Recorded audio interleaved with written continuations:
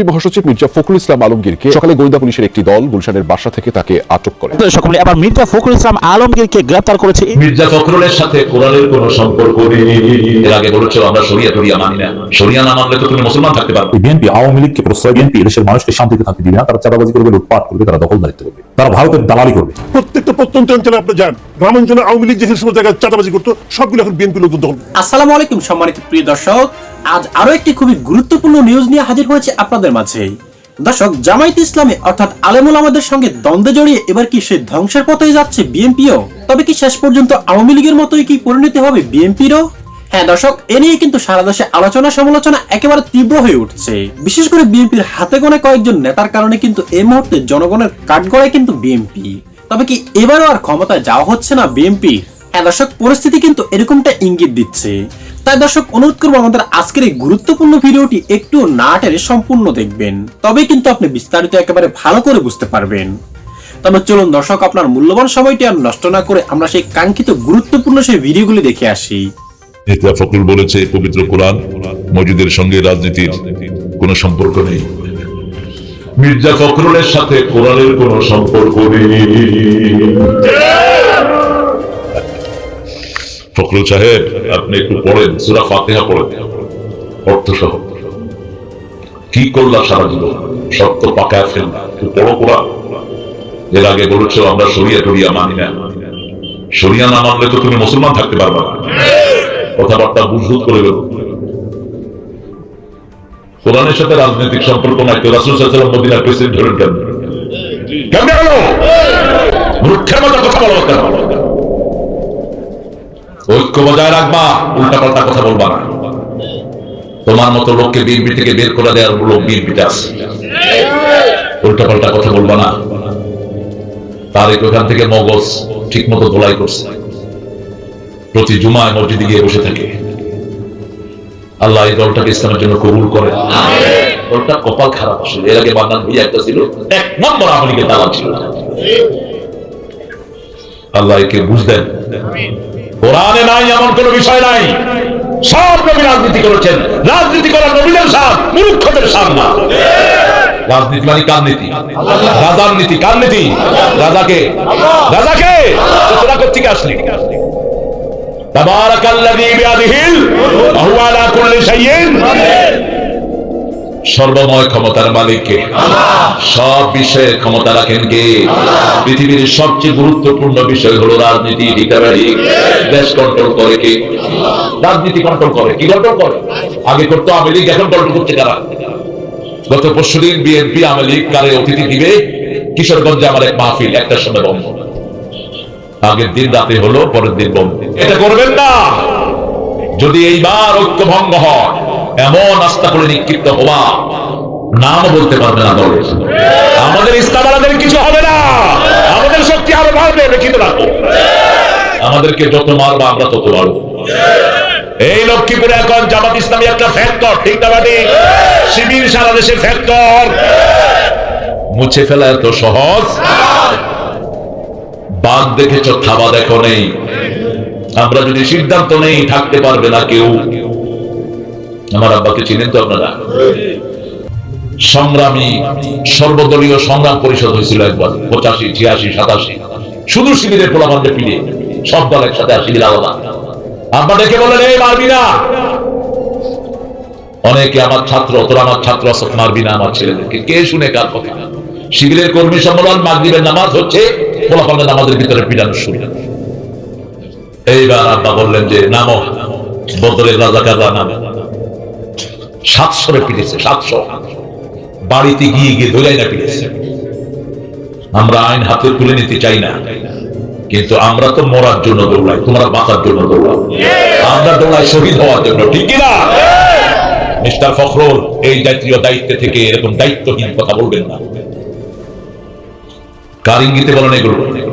কে বলতে বলেছে আপনাকে এগুলো? আল্লাহ আমাদেরকে সবাইকে কোরআনের পথে থাকার তৌফিক দান করেন। মির্জা ফখরুলকে আল্লাহ কোরআনের জন্য কবুল করেন। বিএনপির সব ভাই বোনদেরকে কোরআনের জন্য কবুল করেন। বিগত 17 বছরে তাদেরও কোরবানি আছে না নাই? তারাও কোরবানি করেছে। জুলুমের শিকার হয়েছে, আল্লাহ যেন তাদেরকে ইসলামের জন্য কবুল করেন। জিকির করবো কার? কি সর্বশ্রেষ্ঠ জিকির কি? না, তেলাওয়াতুল কোরআন। বাদা তেলাওয়াতিল কোরআন লা ইলাহা ইল্লাল্লাহ কোরআনের একটা অংশ, সূরা মুহাম্মাদের 19 কত? 19 ফা'লাম আন্নাহু লা ইলাহা ইল্লাল্লাহ ওয়াস্তাগফির লিযামবিক। রাসূলকে আল্লাহ বলছেন আমাদের উদ্দেশ্য করে। বিএনপির বিরুদ্ধে সর্বোচ্চ কঠিন অবস্থান নিয়েছে জামাত ইসলামীর আমির এবং সেক্রেটারি জেনারেল, এই দুজনকে ধন্যবাদ জানাই। আসলে আমি 5 আগস্টের কয়েকদিন পর থেকেই আমি স্পষ্ট করে বলে আসছি, বিএনপি দেশের বিরুদ্ধে দাঁড়াবে, জনগণের বিরুদ্ধে দাঁড়াবে। এই বিএনপি আওয়ামী লীগকে প্রশ্রয় দিবে, আওয়ামী লীগকে পুনর্বাসন করবে। এই বিএনপি এদেশের মানুষকে শান্তিতে থাকতে দিবে না, তারা চাঁদাবাজি করবে, লুটপাট করবে, তারা দখলদারিত্ব করবে, তারা ভারতের দালালি করবে। অতএব বিএনপির বিরুদ্ধে আমাদের সোচ্চার হতে হবে। কিন্তু জামাতের অনেক বড় বড় নেতা আমাকে বলছেন, ভাই বিভাজন তৈরি করেন না, বিএনপি জামাত একসাথে কাজ করেছে, সামনেও একসাথে কাজ করবে। দুটো বলতেন যে বিএনপি জামাতের মধ্যে সুসম্পর্ক আছে। আমি বলছি না, এই সংঘাত অনিবার্য। হ্যাঁ, অ্যাটলিস্ট হেলদি কম্পিটিশনের কথা আপনাকে স্বীকার করতে হবে। তবে হেলদি কম্পিটিশন করতে হলে আগে বিএনপিকে চাঁদাবাজি, লুটপাট, দখলদারি এবং ভারতের দালালি ছেড়ে আসতে হবে। এখন দেখেন, আমরা যেটা 3 মাস 4 মাস আগে বলতাম, এখন আমিরে জামাত, জামাতের সেক্রেটারি জেনারেল তারা সেম সুরে কথা বলছে, একটু লেটে। বিএনপিকে এক বিন্দু পরিমাণ ছাড় দিচ্ছে না। মাগুরায়, রাজশাহীতে, বিভিন্ন জায়গায় জামাতের আমির যে কথাগুলো বলছেন, আপনারা যদি একটু খেয়াল করে দেখেন, একেবারেই স্পষ্ট কথা। তিনি যতক্ষণ কথা বলেন তার সিংহভাগ জুড়ে থাকে নাম উল্লেখ না করে বিএনপির চাঁদাবাজি, সন্ত্রাসী, লুটপাটের বিরুদ্ধে কথাবার্তা। অতএব জামাত সোচ্চার, অন্যায়ের বিরুদ্ধে বলছে, বিএনপির বিরুদ্ধে বলছে। জামাতের সেক্রেটারি জেনারেল বজ্রকণ্ঠে এবার বিএনপিকে হুঁশিয়ারি দিলেন, এবং এই বক্তব্যগুলোতে যে জনগণ খুশি, বিএনপির চাঁদাবাজের বিরুদ্ধেই যে বক্তব্য এখন জনগণ চায় তার প্রমাণ হচ্ছে। বিএনপিকে কঠোর হুঁশিয়ারি দিলেন জামাতের সেক্রেটারি জেনারেল। এর মানে বিএনপিকে যদি ধোলাই দিতে পারেন, মানুষ এটা পছন্দ করে। সেক্রেটারি জেনারেল বক্তব্য ভাইরাল হওয়ার মধ্য দিয়ে সেটাই প্রমাণিত হয়। সেক্রেটারি জেনারেল কঠিন সুরে বলেছেন যে আমাদেরকে বলেন ধর্ম ব্যবসায়ী, আপনারা ধর্ম ব্যবসায়ী, প্রমাণ দিয়েছেন, কোন জায়গায় হাত দিয়েছেন, খবর আছে, হিসাব করে কথা বলেন, কোনো ছাড় নেই। আমির জামাত একটু নরম সুরে বলছেন, ঠান্ডা মাথায়, আর সেক্রেটারি জেনারেল একেবারে জায়গা মতো দিয়েছে। এটাই হওয়া উচিত রাজনীতি। ছাত্র জনতা, জামাত শিবির মিলে এভাবে চাঁদাবাজদেরকে শায়েস্তা করবে, প্রয়োজনে দড়ি দিয়ে বেঁধে পুলিশকে দিবে। ক্ষমতায় নিশ্চিত বিএনপি আসবে, তারপরে আমরা যারা বিএনপির বিরুদ্ধে বলি আমাদেরকে ধরবে, ওই আশা বাদ দেন। ক্ষমতায় আসবে কি ভোট কারচুপি করে, আর জনগণ চাঁদাবাজদের ভোট দিবে? আপনি অলিক অবাস্তব কল্পনা বিলাসের মধ্যে আছেন। দর্শক, ফেসিবাদী শক্তি হারিয়ে গেলেও দেশের বিরুদ্ধে ষড়যন্ত্র অব্যাহত রয়েছে। অধ্যাপক মিয়া গোলাম পরোয়ার। আওয়ামী লীগ হারিয়ে গেছে, কিন্তু এখন দেশের বিরুদ্ধে ষড়যন্ত্র করছে বিএনপি। ভারতের দালালির নতুন টেন্ডার নিয়েছে তারা, এটা আমার ব্যাখ্যা। অধ্যাপক মিয়া গোলাম পরোয়ার, বাংলাদেশ জামাত ইসলামী সেক্রেটারি জেনারেল ও সাবেক এমপি অধ্যাপক মিয়া গোলাম পরোয়ার বলেছেন, আওয়ামী লীগ যে ভাষায় কথা বলতো, এখন কেউ কেউ সে ভাষায় কথা বলতে শুরু করেছে। কেউ কেউ কারা? বিএনপি। জামাতকে ধর্ম ব্যবসায়ী বলতো কারা? ওরা ধর্ম কি এটা সংজ্ঞা দিতে পারে বিএনপি? হারুনরা, হোয়াট ইজ রিলিজিয়ান? দিন এবং ধর্মের মধ্যে পার্থক্য কি, এটা ব্যাখ্যা করার মতো যোগ্যতাই হারুন রাখে? আর জামাতকে বলছে ধর্ম ব্যবসায়ী, মিজানুর আজারিকে বলছে ধর্ম ব্যবসায়ী। সূরা ফাতিহা পড়তে পারে শুদ্ধভাবে? সেক্রেটারি জেনারেল একেবারে জায়গা মতো দিয়েছেন। আওয়ামী লীগের ভাষায় কথা বলে, স্বাধীনতা বিরোধী, রাজাকার, যুদ্ধাপরাধীদের বিচার ঠিক ছিল, আওয়ামী লীগের সুরে, শাহরিয়ার কবিরের সুরে, ভারতের সুরে। এখন কেউ কেউ সে ভাষায় কথা বলতে শুরু করছেন। তাদের বক্তব্যে ফেসিবাদের গন্ধ পাওয়া যাচ্ছে। তার বক্তব্যে বিএনপির বক্তব্য, এটা বুঝতে হবে। তিনি বলেন, ফেসিবাদী শক্তি হারিয়ে গেলেও দেশের বিরুদ্ধে এবং জামাতের বিরুদ্ধে ষড়যন্ত্র অব্যাহত রয়েছে। ফেসিবাদের পথে কেউ পা বাড়ালে তাদের আওয়ামী ফেসিদের কথা স্মরণ করা উচিত। কত বড় সংগঠন হয়েছে আপনি জানেন? জামাতের সমর্থন এখন দল, মত, ধর্ম, বর্ণ নির্বিশেষে। অন্য দলের লোকজন এখন জামাত সমর্থন করে তাদের দলের চাঁদাবাজিতে বিরক্ত হয়ে। অধ্যাপক মিয়া গোলাম পরোয়ার আরো বলেন, স্বাধীনতার 53 বছর পরও বাংলাদেশের অর্থনৈতিক শোষণ, রাজনৈতিক নিপীড়ন এবং সাংস্কৃতিক গোলামি থেকে মুক্ত হতে পারেনি। বারবার শাসক ও শাসনের বিরুদ্ধে পরিবর্তন হয়েছে, কিন্তু জনগণের ভাগ্যের পরিবর্তন হয়নি। ঘুষ, দুর্নীতি, দুঃশাসনের কবলে পড়ে দেশের মানুষ দিশেহারা হয়ে পড়েছিল। শাসক গোষ্ঠীর হাজার হাজার কোটি টাকা বিদেশে পাচার করে দেশের অর্থনীতি ধ্বংস করে দিয়েছে। ধনী দরিদ্রের বিশাল ব্যবধান সৃষ্টি করে সামাজিক নিরাপত্তা ও শৃঙ্খলা বিঘ্নিত করেছে। মানুষের ভোটাধিকার হরণ করে দিনে ভোট, রাতে করে বিশ্ববাসীর কাছে আপনাদের গণতন্ত্র আজ এক নিকৃষ্ট পর্যায়ে উপনীত হয়েছে। নতুন প্রজন্মকে জাতিসত্তার পরিচয়ে ভুলিয়ে দিতে মিথ্যা, বানোয়াট ও কাল্পনিক ইতিহাস রচনা করে জাতি ভবিষ্যতের উপর চাপিয়ে দিয়েছিল ফ্যাসিস্ট আওয়ামী লীগ। তিনি বলেন, সর্বত্র বৈষম্য ও বঞ্চনার শিকার হয়ে মানুষ মুক্তির অপেক্ষা ছিল। 5 আগস্ট তরুণ প্রজন্মের সাহসী ত্যাগের ভূমিকার কারণে দেশের মানুষ আজ স্বস্তির নিঃশ্বাস ফেলেছে। অতএব এই সুন্দর বাংলাদেশকে আমরা হারাতে দিব না, আমরা চাঁদাবাজদের শায়েস্তা করবো।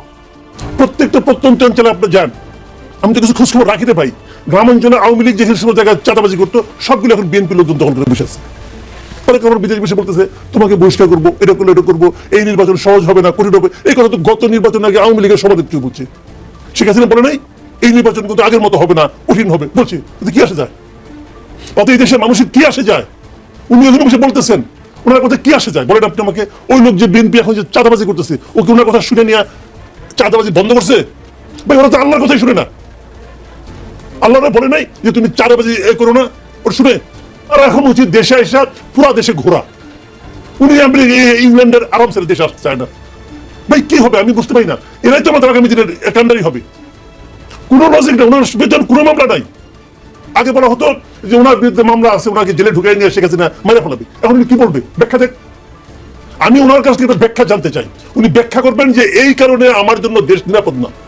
এত কিছুর পরে এই বাস্তবতাতেও, বর্তমানে এই অবস্থাতেও উনি যদি মনে করেন এই দেশ ওনার জন্য নিরাপদ না, তাহলে এই দেশে আমি আপনি কিভাবে থাকবো? এই দেশে ওনার কর্মীরা নেতারা কিভাবে থাকবে? পরিষ্কার কথা ভাই, আপনি দেশকে ভালোবাসেন, আপনি দেশের পালস কি বুঝতে পারেন? আপনি যদি আমার পালস বুঝতে চান, হয় আমার নারী ধরতে হবে, অথবা একটা নল দিয়ে হলো আমাকে ধরতে হবে। তো আপনি দূরে বসে বসে আমার পালস বুঝতেছেন? সম্মানিত প্রিয় দর্শক, আপনাকে অসংখ্য ধন্যবাদ জানাই সম্পূর্ণ ভিডিওটি শেষ পর্যন্ত দেখার জন্য। এবং ভিডিওতে আলোচিত বিষয়গুলি শোনার পর আপনার কি মনে হয়েছে? আসন্ন নির্বাচনে কোন দল জয়ী হতে পারে? দর্শক কমেন্ট করে জানিয়ে দিন আপনার মূল্যবান মতামতটুকু।